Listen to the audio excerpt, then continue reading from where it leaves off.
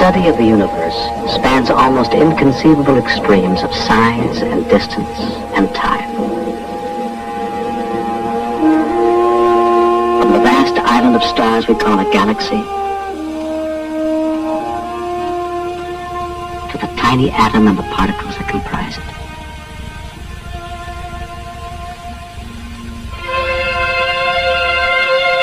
From cosmic events that occurred billions of years in the past,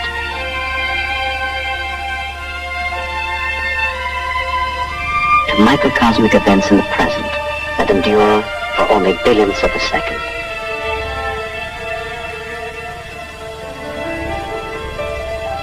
To explore the universe at these extremes, the scientist builds instruments that extend his reach and his vision. His great telescopic eye has the light-gathering power of 1,000,000 human eyes. It peers not only into the depths of space, but far back in time. Since the light it now observes may have left its source when dinosaurs inhabited the Earth.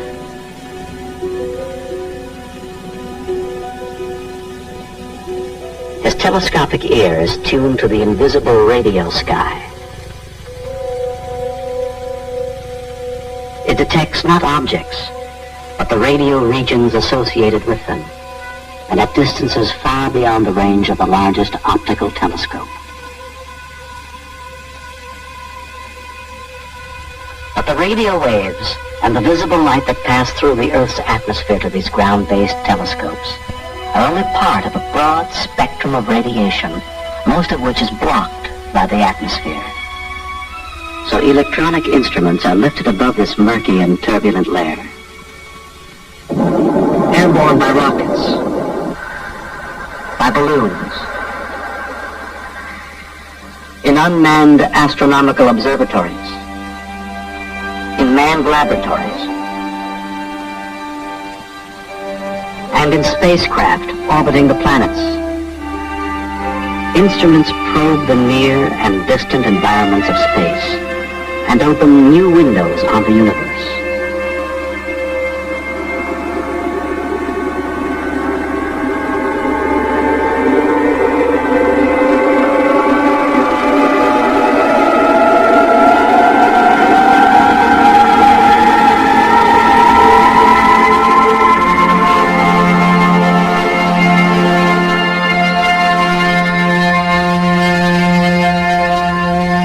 In the beginning, it is believed, all the matter of the universe was contained in a primordial atom, an unimaginable concentration of elementary particles. In one gigantic detonation, the contents of this cosmic fireball were hurled outward in all directions. After 1,000,000 years of expansion, the universe was an intense blaze of light. Then the radiation cooled, and after hundreds of millions of years, great clouds of hydrogen gas began contracting, and in time, evolved into the galaxies we now observe.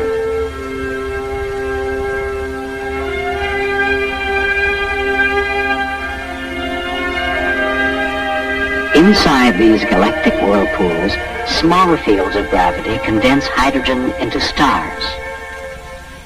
Stars are inconceivably hot. So hot, they sustain thermonuclear reactions that transform hydrogen into heavier elements.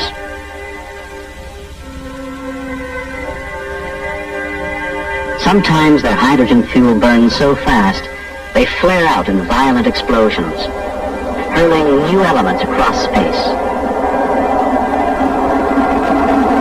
Like a great wind, the radiant energy of starlight drives these clouds of dust and gas throughout the galaxy. Out of these clouds evolve new generations of stars.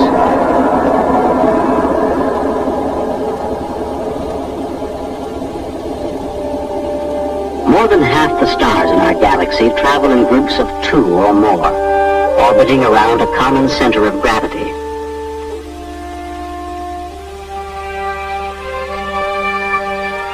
Like galactic comets, Immense clusters of stars swing in and out of the galaxy in vast, eccentric paths. Some small stars do not travel in the company of other stars. Our own sun is one of these. To the astronomer, the sun is a vast laboratory for the detailed study of a star's structure and energy. The vertical tower of the solar observatory supports a heliostat mirror which tracks the sun, gathers its rays, and reflects them down a light shaft that extends 300 feet below ground.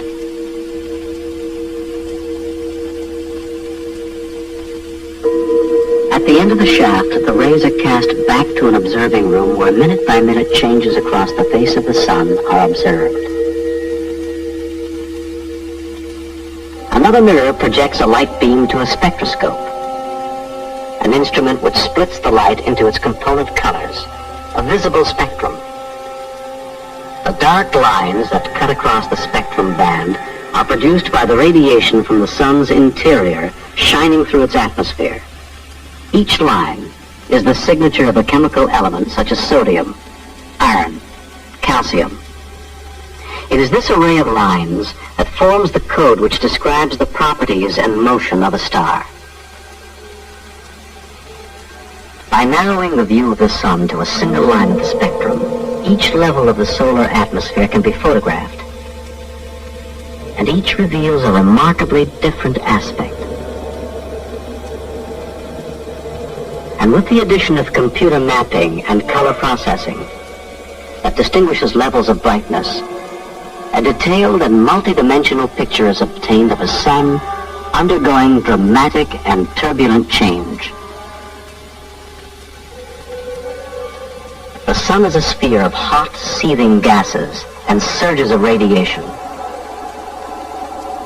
Most of the light we get from the sun comes from a thin, bright layer which defines its visible edge, the photosphere. Above it, the chromosphere, a region of flaming outbursts of gas, extends through a transition zone to the thin outer atmosphere of the corona. Once thought to be a quiet layer of the solar atmosphere, the corona is now revealed to be a region of dramatic large-scale changes and unexpected turbulence, with temperatures reaching millions of degrees.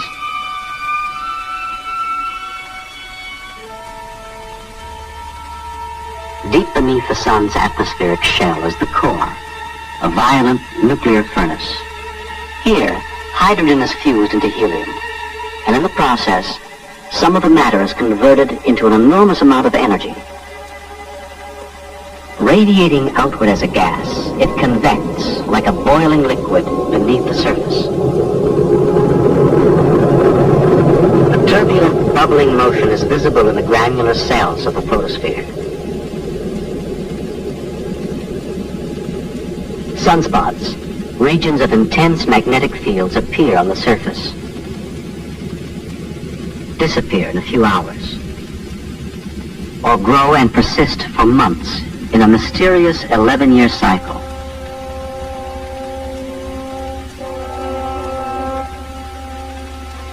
The sun rotates once in 27 days. Because its equatorial regions rotate faster than the polar caps, the shearing action in the gas contorts the magnetic field into tangled structures which give rise to the sun's eruptive action. Shaped by these magnetic fields are the spectacular prominences, titanic streamers of gas reaching heights of more than 500,000 miles above the surface.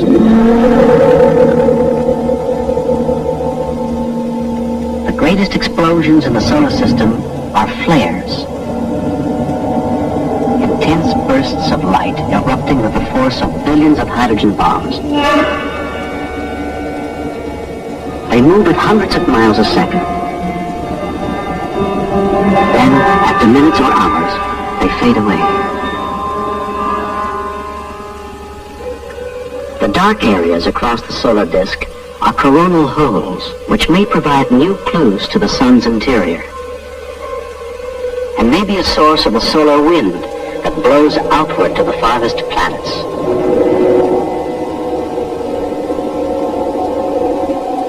On Earth, the effects of these solar events are visible when auroras light up the dark Arctic sky and radio communication is disrupted.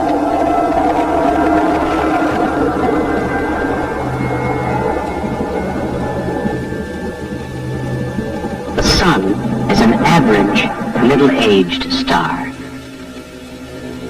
Yet it will generate heat and light for billions of years to come, as it has for 5 billion years past. It dominates the motions of all bodies in the solar system. Nearest the Sun and obscured by its intense glare is Mercury, a cratered planet much like our Moon.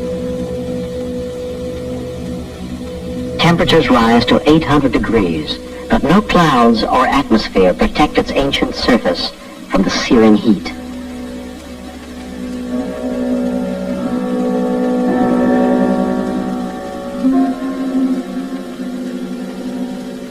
Moving outward from Mercury, we encounter Venus. Its perpetual cloud cover traps the radiant energy of the Sun within an atmosphere of incredible pressures. From the surface, only a reddish glow reveals the presence of the Sun.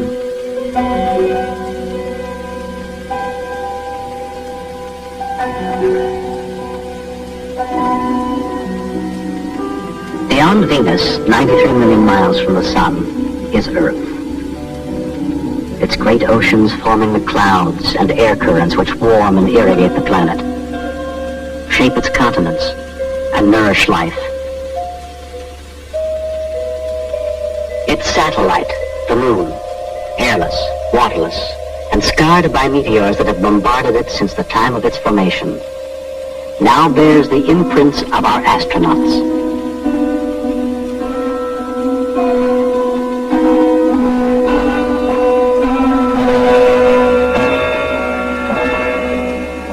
The probe of the planet Mars has discovered a dynamic and evolving planet with unexpected geological features. A volcanic mountain many times larger than the largest volcano on Earth. A vast and deep canyon extending for 2,500 miles. And dry, river-like channels that may have been carved by running water.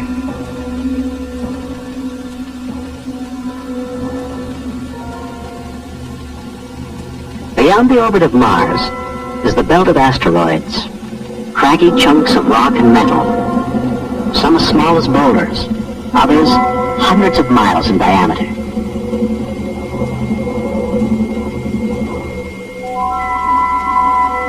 About 500 million miles from the Sun, we encounter the first of the giant gas planets, Jupiter, the colossus of the solar system. More massive than all the other planets combined. Deep beneath the maelstrom of clouds that band its surface is a primordial atmosphere much like that in which life awakened on Earth millions of years ago.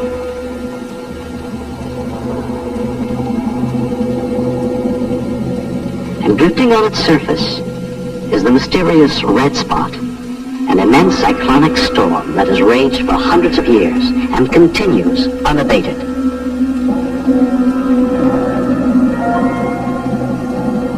Radiating more energy than it receives from the Sun, and circled by 14 moons, Jupiter is like a miniature solar system.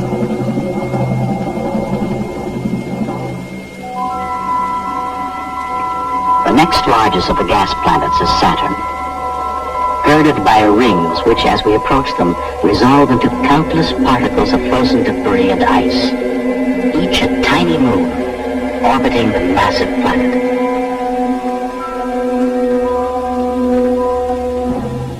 And as we continue past the frozen worlds of Uranus and Neptune, we arrive at the outermost planet in the solar system, Pluto. It moves in a dim twilight of unimaginable cold. The Sun, 4 billion miles away, is only a brilliant light in the night sky.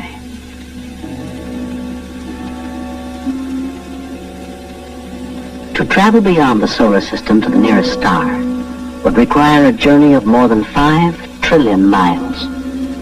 Yet our sun is only one of 100 billion stars, widely separated from one another in time and space, but all bound by gravity, and all revolving around the central core of our galaxy, the Milky Way.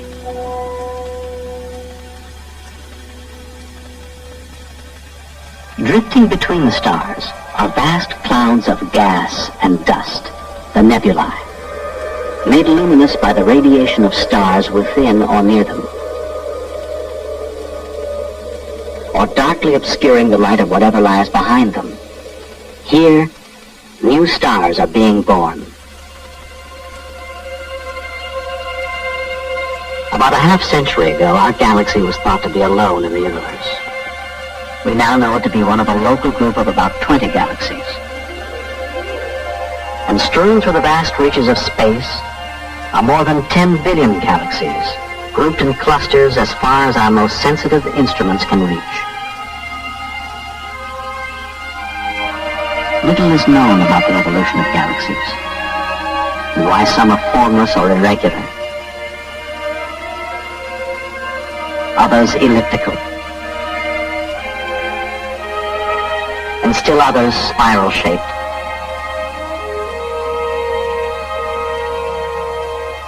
And we know as little about the galactic core and its role in the galaxy's evolution and structure.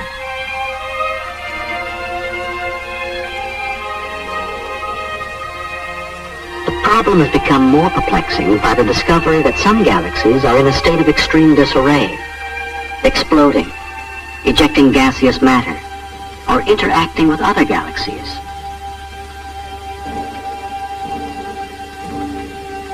Even more puzzling are quasars, star-like objects, emitting as much energy every second as the sun radiates in some 10 million years. They appear to be among the most remote objects in space.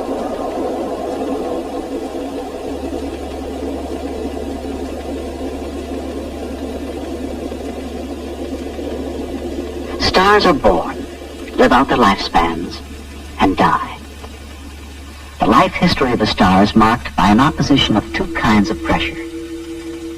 One is the pressure created by the energy in the core of the star, pushing the surface outward. The other is the crushing force of gravity pulling the star's surface inward.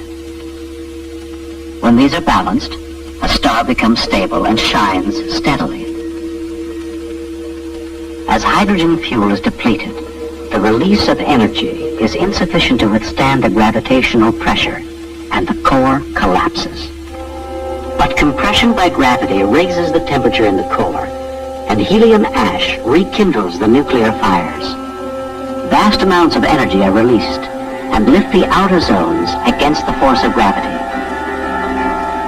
The star is now a red giant.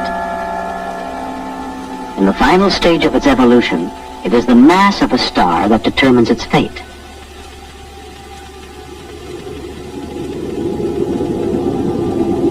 The Sun, a medium-sized star, remains stable for approximately 10 billion years.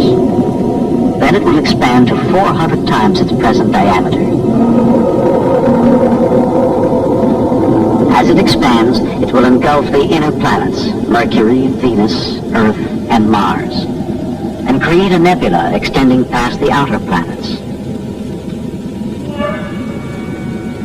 After millions of years, its reserves of nuclear fuel will be exhausted, its outer layers will have dissipated, and only a white dwarf star remains, no larger than the Earth. Slowly cooling to zero temperature, it will end its life as a black stellar corpse.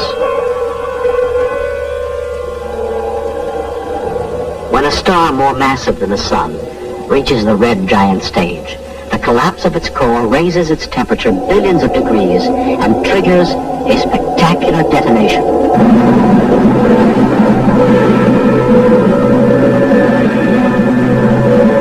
A supernova explosion. At the center of the explosion, a residue of the star is crushed by gravity to a neutron core, only a few miles across, but so dense that 10 billion tons of its matter would fill only a tablespoon. It spins rapidly, generating radio signals in its strong magnetic field. And a radiation beam sweeping past the Earth is observed as a pulse. The star is known as a pulsar. An even stranger end is predicted for very massive stars. According to the laws of gravity as presently understood, nothing can stop its collapse. The star disappears from our universe, leaving a black hole in space. Its presence can be deduced only by its influence on a visible companion star, distorted out of shape by the black hole's gravitational attraction. Gas, pulled off the visible star, circulates about the black hole, and in the dizzying plunge, it emits X-rays which can be detected in space. No light or matter can ever leave the intense gravitational field of this cosmic abyss. The physical laws that govern the conditions within this bizarre object are totally unknown to us.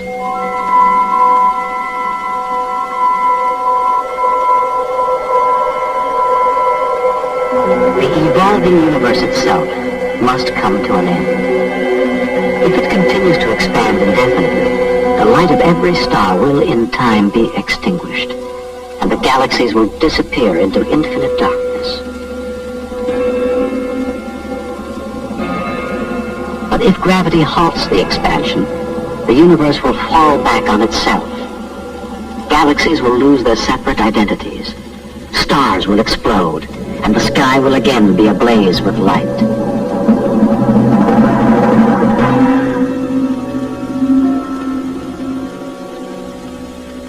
Finally, all matter will be engulfed in a fireball like that from which it emerged.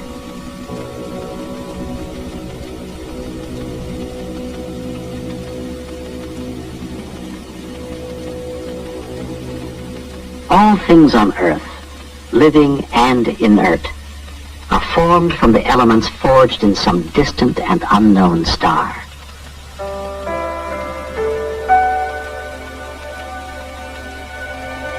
On Earth, atoms joined together in definite numbers and patterns compose the organic molecules which form living cells.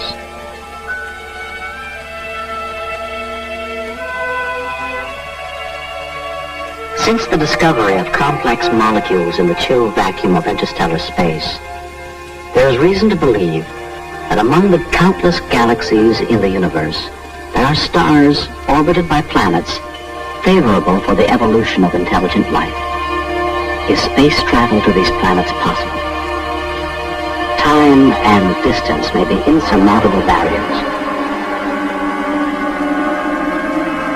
The spacecraft Pioneer, now speeding toward the outer planets and beyond, traveling at 35,000 miles an hour, would take almost 80,000 years to reach the nearest star, Alpha Centauri.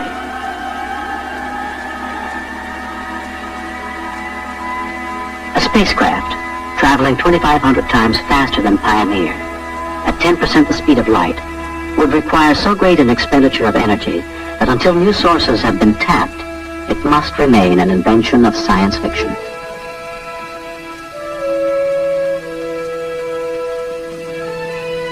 A more practical strategy in the search for extraterrestrial life is to tune in on radio signals traveling at the speed of light, beamed perhaps by creatures on the planet of some distant star.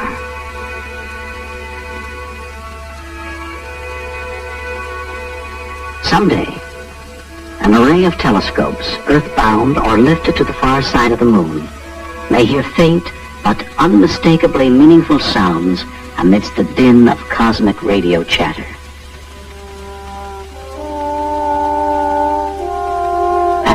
Will signal a change in the human condition that we cannot foresee or imagine.